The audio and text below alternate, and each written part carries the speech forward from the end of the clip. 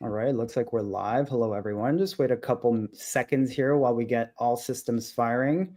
Give us one moment and we'll get right into the show. All right, I've hit go live on Instagram. Were you able to do that as well, Susan? Yeah, looks like it, right? I think so. Perfect. Great. So we're live. Hello, everyone. My name is Alberto Carbo with the Matthew Wood Institute of Herbalism. I'm here with Matthew Wood and Susan Leopold, the director of the United Plant Savers, and so involved in the organization of the International Herb Symposium, the 17th International Herb Symposium, an herbal event at the heart and soul of herbal medicine. In North America and worldwide. And so, of course, we're going to be, Matthew and Susan will be talking about that. And hopefully you have your tickets, but if you don't, definitely stay tuned. You will want to know because the International Herb Symposium is doing another giveaway worth $6,000. And all the details can be found on their social media or on the Instagram page specifically of United Plant Savers. And you can find how you can participate and potentially win that giveaway, which includes $5,000 worth of classes and courses at the Matthew Wood Institute of Herbalism. We're giving away so many things that I have a whole list here, but I won't read through it so that Matthew and Susan can get to it. But I'll highlight some of my favorite courses that I think people out there will really get a lot out of. Southern Folk Medicine is one of them. It is a certificate course. For those who are not familiar, it is with Phyllis D, and it is the tradition that she was born and raised in. And get her book, read her book. It's amazing. She was going to be here, by the way, but she can't make it, unfortunately. And another great course that we're giving away is the Animal Medicines course. Of course, Matthew teaches that course with Chris McPadden and with Amanda. Yeah, Amanda. Nicole sometimes. Yeah. What's that? Sometimes with Amanda Nicole. Yeah, Amanda Nicole. Thank you. I was forgetting her name for a moment. Health Astrology for Herbalists with Kira Sutherland is another great course. Then you have the Beginner Family Herbal course, which is great for families of one or more. The Male Reproductive System, which you don't usually see. 6 classes from the Female Reproductive System, Plant Attunement, and Herbs for Fascia, Tension, and Pain. There's more, but with that said, I will hand it off to Susan for the live chat with Matthew and Susan. Awesome. Thank you so much. I think this is like my first live chat ever, so pretty excited. Wow. Thank you for pushing me into this realm. I'm super excited about the International Herb Symposium being in Cincinnati this year. The International Herb Symposium happens every other year, right? So being that it's the 17th, that means it's been going on for, I don't know if I can do the math, but a long time, 4 decades. 34. Yeah. Oh my God. Wow. Yeah. So it really is like an iconic event that Rosemary Gladstar started, really bringing in people from all different traditions from around the world to kind of share passion and kind of that herbal thread that links us all. So pretty excited and an honor. And it's also like a heavy lift to bring these herbalists together. I think there's over 50 teachers this year at the International. And I can, it's just so inspiring to have people travel from, far away and nearby, bringing so many different perspectives to how we interact with herbal medicine. And I'm such a fan of Matt Wood and the your school and the collaboration that you bring with all your teachers. And it's just such an amazing opportunity for somebody who's going to win this whole plethora of classes just by tagging people and helping us get the word out in social media and make sure that people are aware. And if you can't attend in person, we are going to be live streaming the main stage. And then several of the teachers have pre-recorded classes. So if you can't attend in person, you can sign up online and live stream and kind of be there in the esoteric digital realm that we all use to connect. And I don't know, you're one of my favorite plant people, so it's always fun to get together and chat, and then talk about like your classes, which I don't know, maybe you want to mention. And I also want to say we have the journal online. It's tremendous.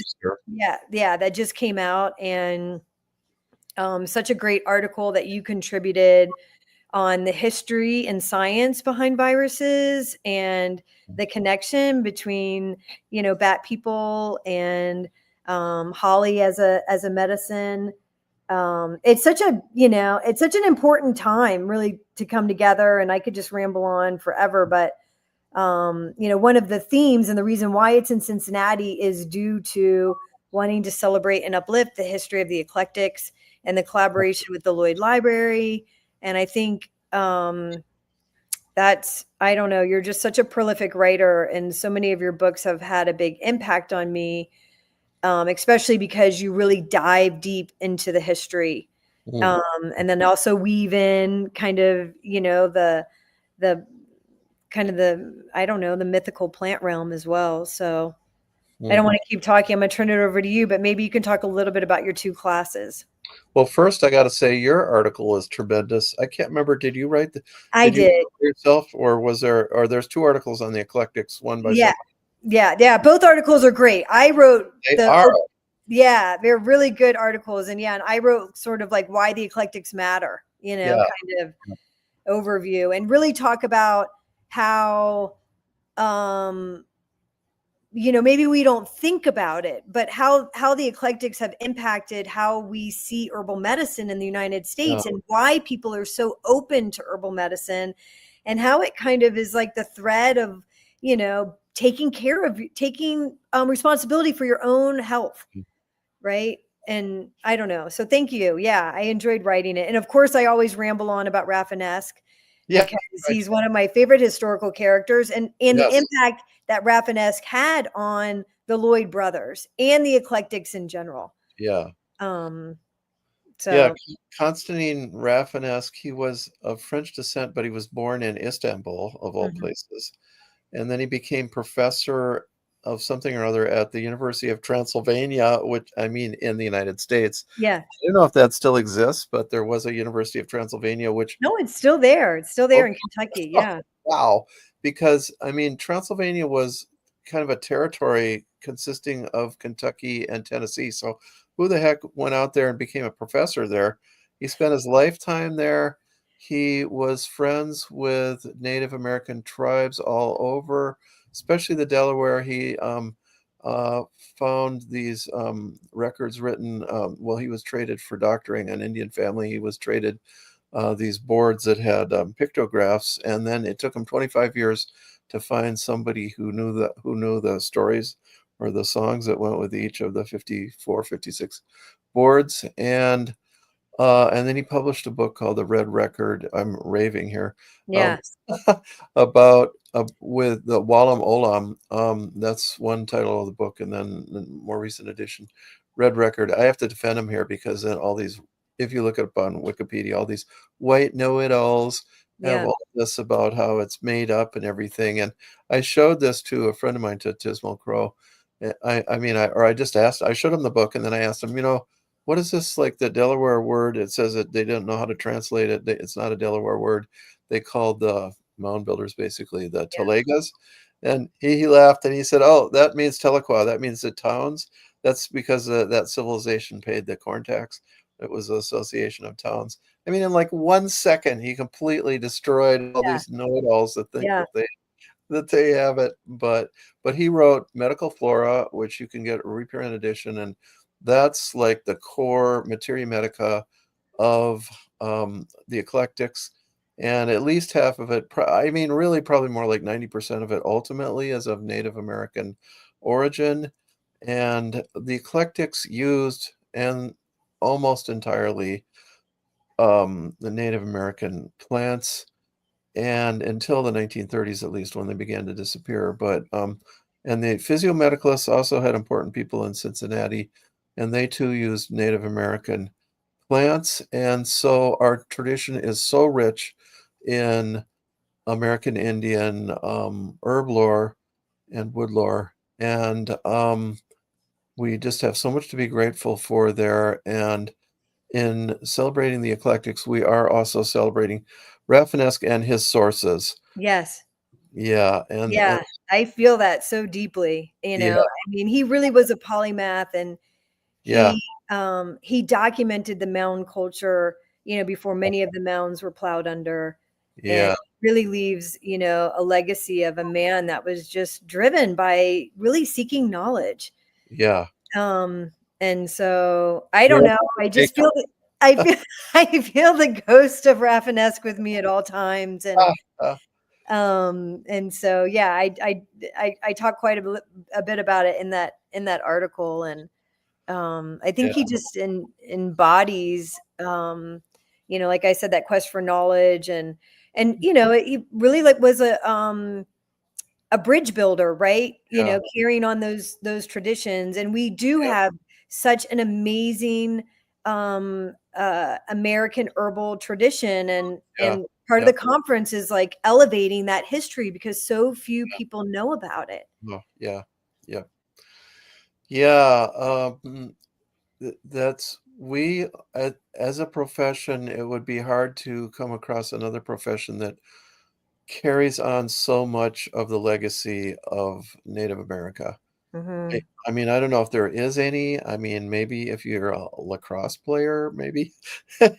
But there's just if you're a corn grower, actually, Yeah. corn. Okay. But at any rate, so there's that background behind the eclectics. Then there is the eclectics, and they were wonderful doctors. They understood how the body worked. Well, so herbalism, unlike so homeopathy, you learn the symptoms, but you don't believe in or know about how the body works in its hidden internal depths. In allopathy at the present time, they just know all this molecular lesions on the cells and how molecular and structure function claim for the FDA, and everything is reduced down to the molecule. And then they know how the body works in terms of organ systems and stuff, but they don't think that way, but we do. Like they don't think like I always say you got to be a philosopher and a mechanic, which probably was true of Rafinesque. Yeah. And the philosopher knows the energetics, the constitutional um, analysis, the history, the background, and where because herbs come to fruition in certain times and places, and you almost have to understand the thinking of the people of that cultural era sometimes to understand things. And so the I can't remember where I was going with this, but at any rate, all that. Yeah, a mechanic and a philosopher. Yes, back to the mechanic. So our understanding of anatomy and physiology is more like how the systems work together, all the stuff, because we're holistic. So holism, you study the constitution as a whole, but you study the liver as a whole rather than 1,000 different functions. You study, well, the cardiovascular system as a whole, but you're going to have to know the individual parts and stuff. You're gonna, I mean, with the liver, you got to know about five, six, seven different parts, and with the cardiovascular, maybe 10 or 12 kind of major parts of it. But how it works together, and the respiratory tract, your basic, alveoli and oxygen exchange and everything. But and actually from Chinese medicine, we learned the kidneys pull down the air into the qi into the lungs, and boy, you see that after a while, after years of practice with nettles and things, you see how strengthening the kidneys strengthens the the lungs. And so we understand these functions this way, and that is truly the herbal way. And I'm not speaking for all herbalists. Some follow the allopathic method. Some might be not as secure in understanding their organ systems yet, because it takes about 15 to 25 years to understand the body that way. But we and Ours is an empirical art. That is where you learn from experience, hands-on. It's not like with regular medicine. It's like, do it this way. The Board of Medical Practice says, this is the truth. And then next year, it's like, oh, yeah, now we have a different one. Forget all that. It's a different one. Like I talked to librarians at the medical library at the University of Minnesota. They said, oh, well, we throw out all the books after 25 years. Right, Like, right. All the good stuff was way back, right? I mean, yep. yeah. Yeah. Well, I mean, they did have I don't know if they had a good, but they had a history of medicine. They did have books in their history of medicine that were quite unique and useful. But I mean, they don't have a book from 1999 or 1989 Yeah. because, Well, that's why, I mean, part of the international, I mean, we'll be collaborating with the Lloyd Library. So the Lloyd Library will be open on Saturday for people to get a tour and go visit, and trying to bring some awareness to who the Lloyd brothers were and the creation of the library, and connecting with, really the history of Cincinnati being kind of like the frontier. Yes. Right. And one kind of tidbit is that Memorial Hall, where the conference is being held, was built right after the Civil War, really as a place to kind of like, bring people together, think about new ideas, because it was such a dark time coming out of the Civil War. Right. And from what I can gather, there were graduation ceremonies from the Eclectic Medical Institute that took place in Memorial Hall. So we're really kind of like walking in their footsteps, literally. So I don't know, that to me is it's a little bit chilling, to kind of have the conference and have all these classes. And I know you're going to be doing kind of more shamanism, animal medicine, classes. I don't know if you want to say something about. Well, yeah. First, the wisdom. Well, first, I call it the speech of nature. Yes. You grew up in a native community, and I grew up I spent the first 2 years of my life. I learned how to speak and think on a reservation, and like elders, they don't just tell you the answers. They don't say, they don't use a syllogism. They tell you a story. You ask a question, they'll tell you a story that's similar to what your question is, and you got to figure out the answer. It's none of this "No Child Left Behind." It's more like deserve to know. Do you deserve to know? Can you figure this out? It's like wisdom development. And that is the speech of nature. Does not have the if then syllogism. It has description. You describe exactly what you see, and then it has comparison like that. Contrast, same or different, and word plays and things like that. And this is all indigenous languages. And the Greeks did have a name for it because they invented logic. So they called their old-fashioned way of speaking that they had used up till then phasis. And that we don't have a name for this today. I mean, the opposite of logic today is illogic or irrational. We don't have a language for this. I'm kind of on a crusade to reestablish this knowledge of this type of language. I feel it's particularly important for indigenous communities like the Native Americans. And I was complimented recently. I taught at a little conference in Lower Michigan, and Nathan Wright. Is he going to be there by any chance? Yeah, he's going to be there. Good. Well, you guys get to meet Nathan Wright, a really good Ojibwe practitioner, and he said, "Oh, you've got Indian humor, and I was like, "Oh, yeah, glad you recognized it. Yeah, I've always known that. And Indian humor, you laugh at self-importance, whether it's in you or someone else. Yeah, yeah.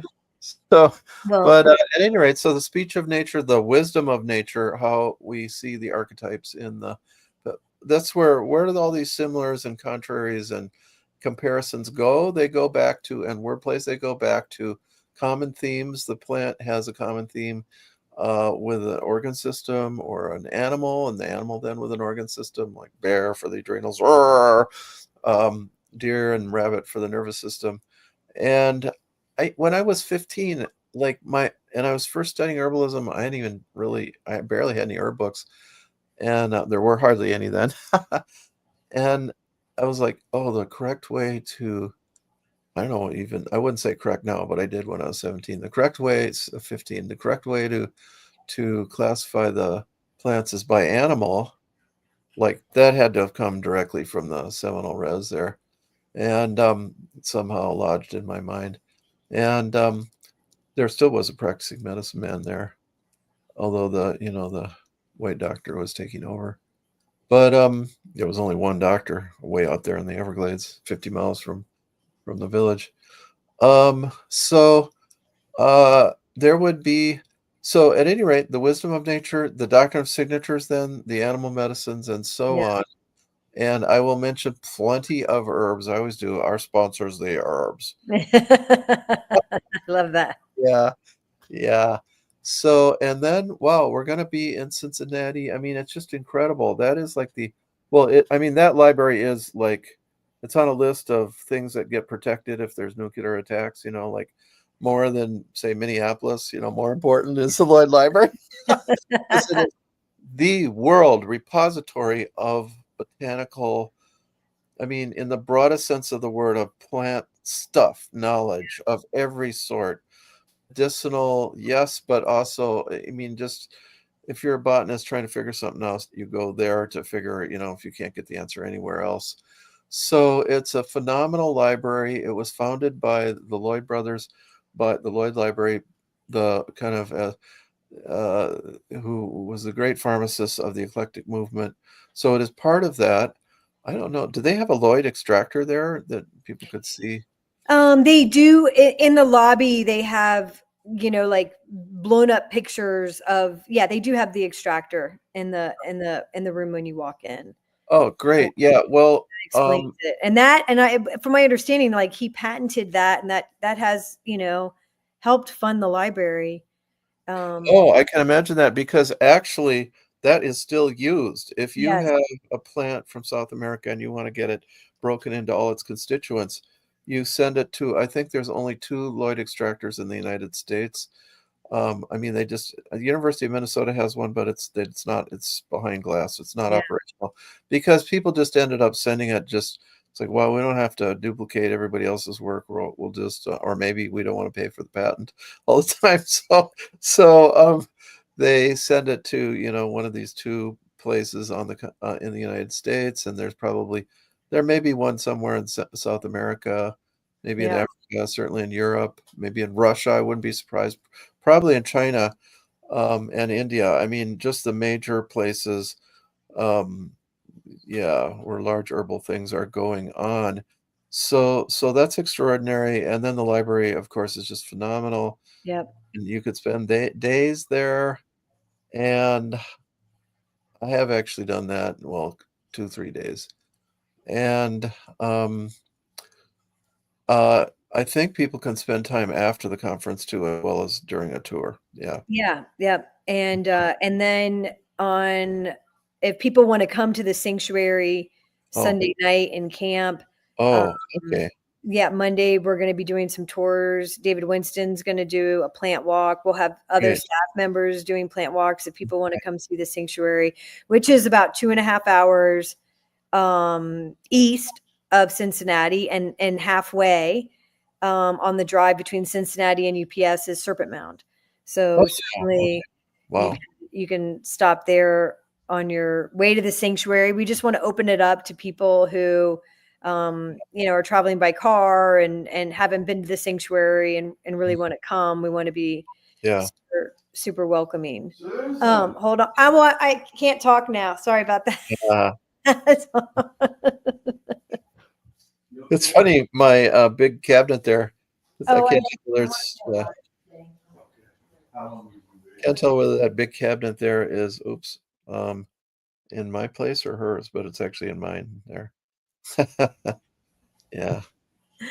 Yeah. How are you in your office in that kind of that building that's kind of where you have herbs and stuff? Or No, I'm in my home. Oh, okay. Yeah, and you can see I'm in straw bale, and it's my kitchen's in the back, and okay. I thought those were like old rafters of an ancient building. I was thinking Well, this is the first person who's been in an older house than mine, you know. Yeah. So Um, great. Straw so bale. Wow. yeah. Yep. Um, so yeah, I don't know. I mean, how many different internationals have you been to? Well, probably every single one since about 1995 or so. I wasn't that well known before in maybe 1993, 4. Hmm. I first went to I was invited to, I think, well, Green Nations. I first met other herbalists in Iowa at what's that called? The Frontier Herb Gathering in those days, which was phenomenal, huge, 1,000 people. My God, well, Right. it's just incredible. And then Pam Montgomery invited me out to the Green Nations, but I haven't spoken there for quite a while. And then I have continued at the international there. I've spoken a couple times at Pennsylvania at the Black Walnut Conference in Eastern Pennsylvania. But Awesome. I go to a lot less conferences. There aren't as many conferences as Hmm. before COVID. So we are really lucky to have a conference again. Yeah. It's really it is international. I hope that politics has not gotten in the way of people coming from other countries. Yeah. We And actually have two people coming from Colombia oh, and one woman coming from Paraguay.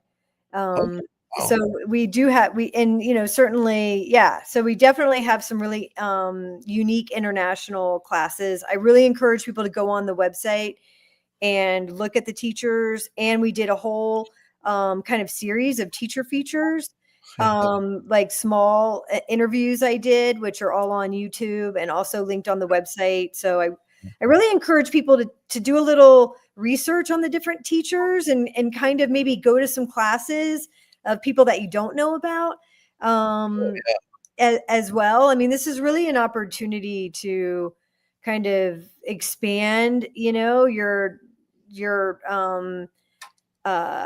awareness of how, different ways that people connect with plants. I think that was really like the vision that Rosemary had when she started the International Herb Symposium, was just to say, hey, there's no one way to like yeah, interact or to right, practice herbalism. yep, It's really like a kaleidoscope of like so many different yeah, perspectives and ways to like, yeah, connect with plants. And so I think her vision was always just to bring really diverse perspectives yeah, right, and practices right, um, you know, together. And I've tried to kind of carry that forward, and it is difficult, honestly, to get people to travel. And we do have we have one woman from Turkey oh, that Rosemary really wanted to bring, but it just got so complicated with the travel, but she's teaching her class online. We have another woman from um Ireland and another woman from Belgium. So there are going to be more international classes that'll be like yeah, pre-recorded and available online. oh, But okay. we do have a handful of people traveling from different countries to come. And Who's from Ireland, by the way? Claire, I don't Mm, okay, maybe I know don't. I should know her name, but Yeah, um we had an excellent speaker. I don't think it was Claire, about 10 years ago, from Ireland. Was a therapist, as they call them, physical therapist, we would call them, on womb, on herbs for, female stuff. mhm. That was a great class. I still Yeah. have notes from that. I know. I mean, I think people, yeah, I've heard so many stories of people being like, "Oh, I went to the international and saw this speaker," and it just like, Yeah. open my mind up, or It, um, to self-advertise, I actually, Sean Donahue and I, we didn't even have a female. I mean, it could have had, well, Phyllis and I did a lot of female courses, but Sean and I did one. No, that was another thing. But I've used that handout, which I rewrote and added a lot of herbs to. I had taught a class during COVID, a bunch of the older students that of my friends, and we added all from, everybody learns new stuff, was an incredible amount of stuff. And I got the notes where her notes were, my notes from her class were the skeleton. And I do have that in some class on the institute. I want to brag that up. That was just such a great class. So you can see how much I was influenced by that right. one I was the only guy, by the way. And and then just to plug for anybody who's just jumping on the live that we're doing this amazing giveaway, and it's like $5,000 worth of classes from the Matthew Wood Institute of Herbalism, and other sponsors have donated stuff, and you can just go on and join the giveaway by just tagging a friend, and and then I'll just add that in regards to the international, it's going to be the classes. It's going to be an amazing marketplace. We're going to have a really great event Friday night with music, and then actually, not to totally give it away, but John Uri Lloyd is going to appear from the dead and come and visit us. Oh, wow. Yeah. Oh, yeah. He wrote that whole book about the dead. Yeah. So, or whatever it is. Yeah, Edidofa. And so there might be some like mystical play that kind of brings to life. Yeah, you may have hallucinations even without plants. Yeah. So we'll be tapping into all kinds of fun stuff as well, beyond all the classes. But yes, I'm a big fan of Edidofa, and which is Aphrodite spelled backwards. That John Lurie wrote this book. I think it was published early 1900s. Yeah, and if you can explain it to us, that would be a great class. Yeah. Yeah, I mean, I think he was, passing down his own insightful wisdom of, science and questioning things, and kind of that balance between using plants for plant medicine, but also that delicate dance between very intoxicating plants. Yeah. So there's a lot of tidbits that he kind of gets us to think about in that book. He was a very complex person, to say the least, right? Yes, absolutely. Yeah. And one of the movers and shakers of botanical medicine in the broadest sense. I mean, drug development as well. And so I just, just as a quick note, I did a birthday trip to Bhutan. I just got back a few days ago, and I was so blown away by the fact that they have a traditional medicinal hospital. Oh, wow. Yeah. And it was only founded in I think it started in the 1970s as a way to keep these traditions alive and to provide this to people. And it really just got me thinking, what would things be like if there were still schools of eclectic medicine, and we had both the allopathic and herbal medicine really working together, and what that would look like, and what is the future of carrying forth this herbal knowledge, and how do we incorporate it into our lives. And anyways, has me really got my mind sort of spinning, and well, I'm another dimensional. I will never be in a hospital or working with the doctors. I'm like in the Harry Potter world. Yeah. So I guess my hope is that this will reinvigorate the history of the eclectics, and people will rediscover it. Yes. And it'll kind of make its way into the future in whatever form it's meant to be. But I feel like it's a wealth of information that's waiting for kind of a revival of sorts. Yeah. Well, it has been slowly reviving for the last 30 years or so. I would say David Winston would have been maybe the first of the Herbal Ed Smith. He tells the story, Herbal Ed, that he came to Cincinnati to visit the eclectics if they were still here, and there was an eclectic pharmacy, and he got there like 5 minutes after they closed, and he said to himself, "Oh, well, I'll be back next year and I'll visit." Next year it was gone. Yeah. Wow. That's a great, I'm so glad you shared that. Ed is coming to the conference. Oh, great. And it kind of goes along the theme in the article. I really encourage people to download the journal. It's free on the UPS website. But he's one example. Herb Farm in general, and him and Sarah Katz, we're really inspired by the work of the eclectics and the establishment of Herb Farm, and you could probably say that about several other herb companies that were replicating formulas from the eclectics in their herbal products that are on the marketplace. That story kind of tells how ships passing in the night, like our modern Renaissance just barely missed that the oldest of the oldest. And I feel sad for them that they didn't ever really get that feeling. Oh, there's a younger generation that loves us now, because they're really kicked out of existence by the FDA and all that. It was really the FDA. Yeah. But I think, they were wise enough to leave this like treasure trove, right, of a library that they had built over their lifetime. And they knew that, this information was never going to not be important, right?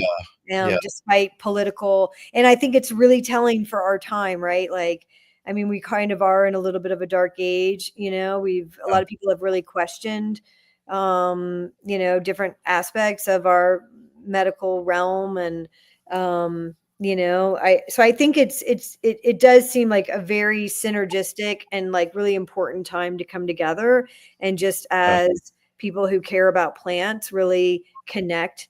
And the other thing too that I love about the eclectics is that they were conservation minded. That's the theme. United Plant Savers as a nonprofit, the mission is conservation of at-risk medicinal plants, and the eclectics were very much focused on conservation, where these plants were coming from. And then just like, you can't talk about the health of a person without talking about the health of the planet.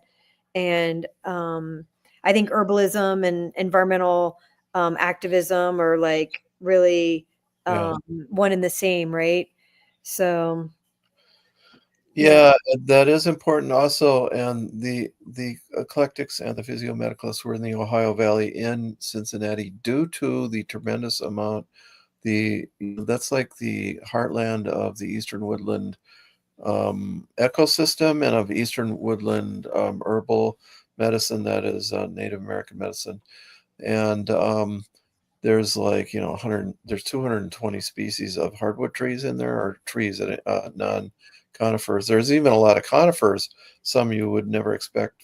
I think there's loblolly pine or something, some vestige stuff that should be in Colorado, but is in Illinois and not planted. So there's just a incredible diversity there. It's the great homeland of the Eastern Woodland ecosystem. So we'll be right there in the midst of it, and that's why the Eclectic Institute is there, and the library.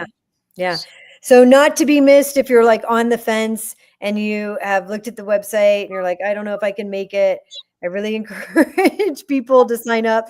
There's only a few slots for like the in-person event, and as I mentioned, you can also sign up to be online. But it's really there's really nothing like being in person with so many people who are like knowledgeable and passionate about plants. And it's going to be an herbal throwdown, a hootenanny. I hate to be morbid, but a lot of us elders, there's going to be less and less of us as the years pass by. So this is your opportunity. Most of the founding members of the Renaissance, David Winston. I don't know, is Michael Tierra going to be there at all, or he should be? I'm going to tell him to come, but no, he's not. But maybe he'll change his mind. He's still got time, but he's not speaking. Okay. And then Herbal Ed Smith. So that whole generation. I don't know about David Hoffman. That's almost impossible to get him out of. No, I can't get him there. His little plant cave in California. But this is a chance to meet really people from the first generation of the herbal renaissance, and to learn what that was all about. Because I've noticed a lot of the 20-somethings, they don't realize, they don't know that we were all afraid of being arrested for a decade there. And before us, they were arrested. They kind of stopped arresting. Not too many people. I don't know anybody in the our generation who got arrested, but there were people in the previous generation who did. Yeah. Just And of for you. course, Rosemary will be there, which is amazing. Yes. And so for our generation, she was like the fairy godmother. Like, and this isn't like something I'm making up. Like, you could kind of feel her mantle of authority and sensibility and kindness and goodness and love.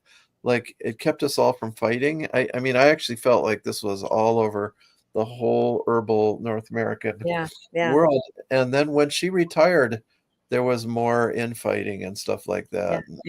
And it was really at the International that United Plant Savers was born, right? It was like at some of the earliest gatherings of the IHS is when, Rosemary just brought people together and said, hey, are we concerned about where these plants are coming from? And they're all in the health food stores and nobody knows, how many are still out there in the wild. And and that's when everybody got together from, people like, Herbal Ed and harvesters, growers, wildcrafters, herb companies. And they're like, yeah, we actually think this is an important issue and let's form an organization. And thus United Plant Savers was conceived.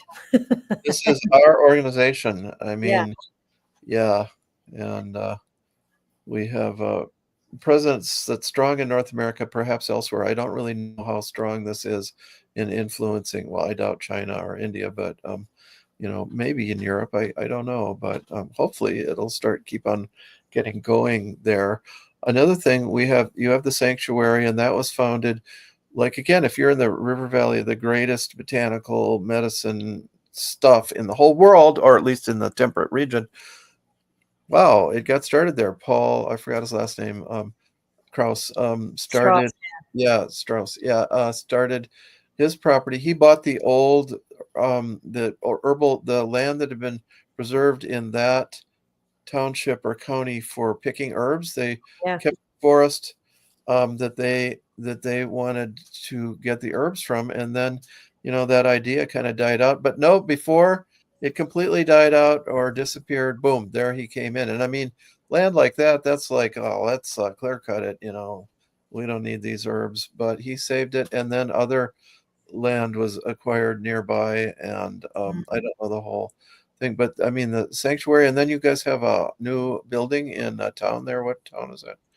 In the town of Pomeroy on the river, which is about a 10-minute drive. It sits right on the Ohio River, and it's we call it the Brick House Apothecary, and we're building our own sort of void east, I guess we could say. But we got the the library of Jim and Peggy Duke, and we started the Duke Ethnobotanical Archives, and then David Winston's donated quite a big chunk of his library. John Staba, pharmacy teacher from Minnesota. We just keep getting these Cascade. We got part of her library.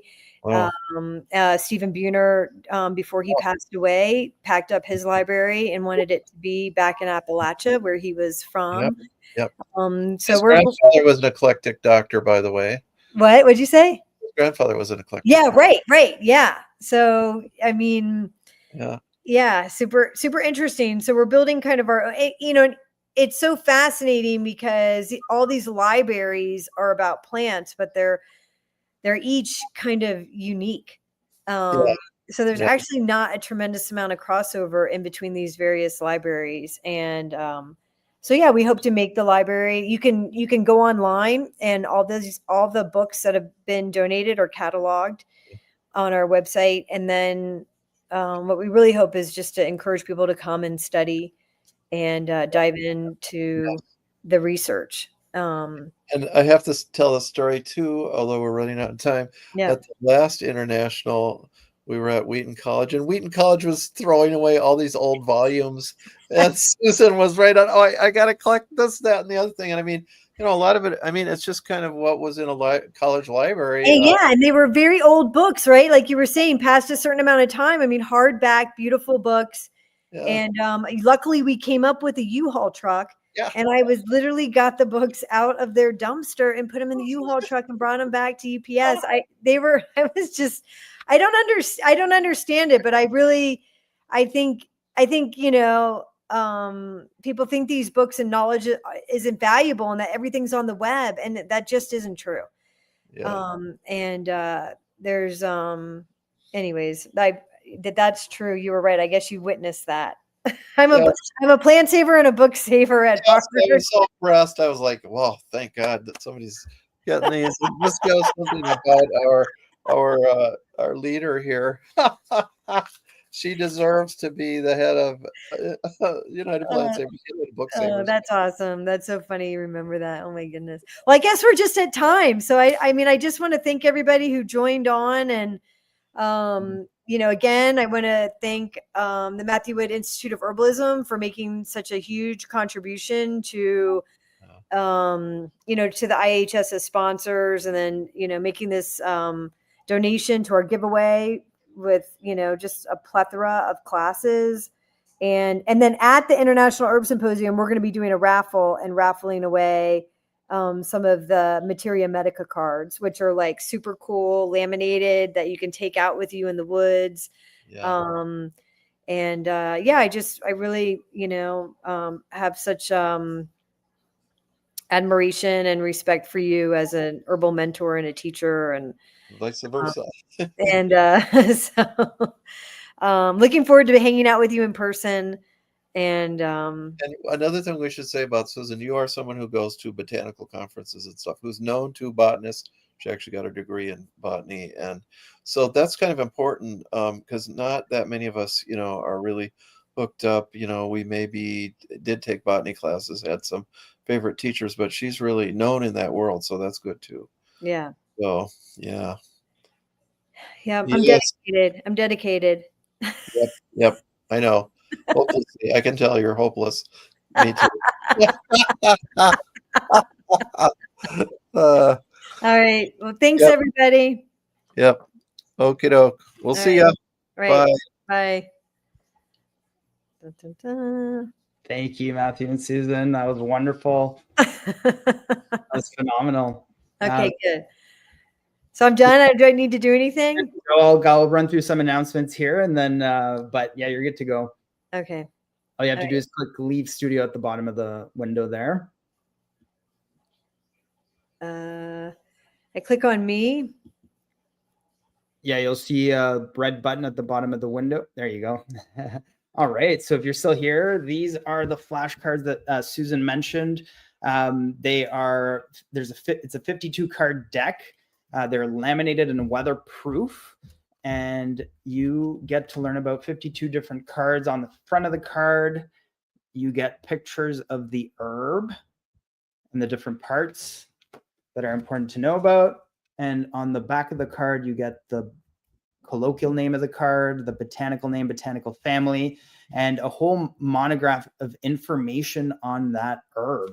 And these will be raffled off. There's going to be many of these that will be raffled off at the International Herb Symposium. So make sure that if you are able to go, get there early and be there, because you'll hopefully win a deck. There will also be a Forage Fun deck. Those are smaller cards, but they're both phenomenal resources to bring with you in the woods, as Susan mentioned, or also to study with. They're tactile. So for some of us out there who like tactile or benefit from tactile learning, and kids love them. So they make great gifts as well, or to show your kids. As mentioned, there is a giveaway, and I did put the link in the comments. I'll add that again, but the IHS International Herb Symposium is doing another giveaway. So it's at the bottom of the screen there. And you can visit the link that is showing up on screen there. It's in the comments to get all of the instructions, but basically you have to tag plant loving friends and follow United Plant Savers, as well as tag people in your stories, share the post in your stories. And that gives you a chance to win this phenomenal giveaway from International Herb Symposium, put together by all of the sponsors of the International Herb Symposium, $6,000 giveaway. And it does include $5,000 worth of courses from the Matthew Wood Institute of Herbalism. And I'll name them off just so you're aware of what they are: Southern Folk Medicine with Phyllis D. Animal Medicines with Amanda Nicole, Matthew Wood, and Chris McPadden. Botany for Herbalists, that's with Matthew Wood and Jolie Elan. Then Health Astrology for Herbalists, this is with Kira Sutherland. Beginner Family Herbal with Matthew and Phyllis. Heart Health and Cardiovascular System with Matthew and Phyllis as well. Male Reproductive System, Gut Health and GI Tract course, Parasites and Herbal Remedies, that's with Phyllis D. Light. You have 6 classes of the Female Reproductive System, that's with Matthew Wood and Phyllis D. Light as well. Herbal Dosages, Plant Attunement, First Aid for Herbalists, Herbs for the Musculoskeletal System, Acute Injuries, and Herbs for the Musculoskeletal System, Chronic Issues. Tongue Evaluation, which is phenomenal, especially for those of you out there who are clinicians or are en route to practicing in clinic. The Tongue Evaluation course is so valuable. I cannot even tell you how wonderful it is and how much detail each class brings in regards to tongue evaluation. Physiomedicalism, very pertinent topic to the International Herb Symposium and the Eclectics, and Herbs for Relaxation and Sleep. So make sure you visit the link here showing up on screen in the comments. The link is there as well to read all the instructions, to know how you might be able to win this giveaway by the International Herb Symposium. And as mentioned, those flashcards and the Forage Fund card deck will be given away at the International Herb Symposium. So hopefully you can make it. If you can't make it, that's understandable. It's far. I wish I could be there personally. I won't be able to make it myself, but definitely tune in to the online component. That will help with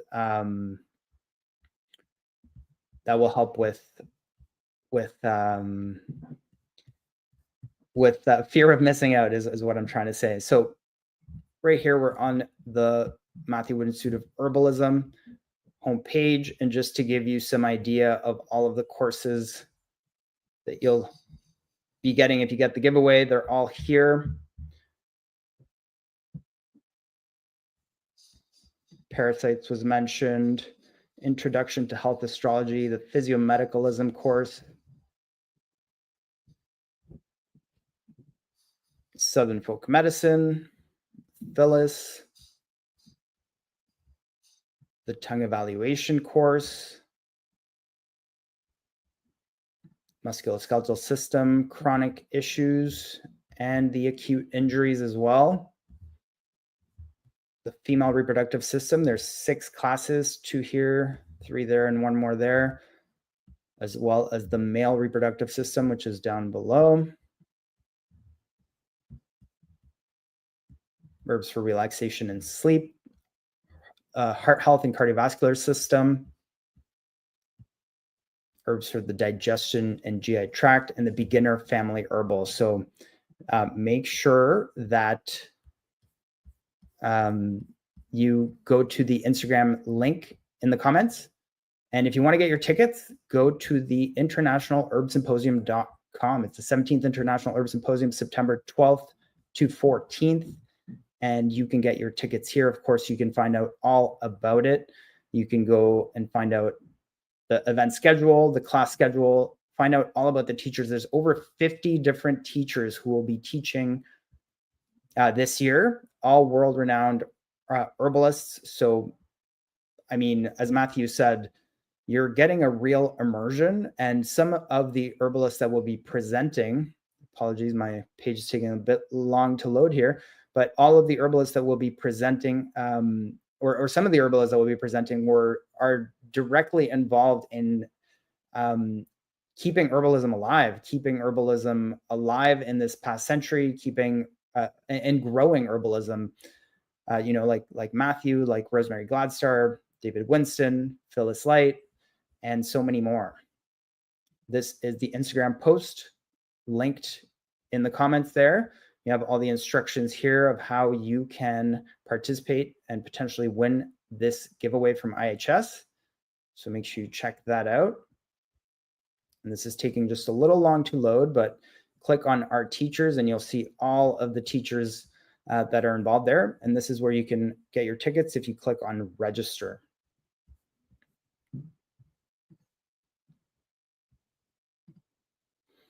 Well, thank you so much for joining us on this live chat with Matthew Wood and Susan Leopold. I'm excited for the International Herb Symposium, and hopefully you are as well, if you can make it. If not, check the online component. And thank you for joining us. Thank you for all of your comments and all of the support for herbal medicine, for Matthew and for Susan. We sincerely appreciate it, and we'll catch you again soon. Take care, and we'll see you.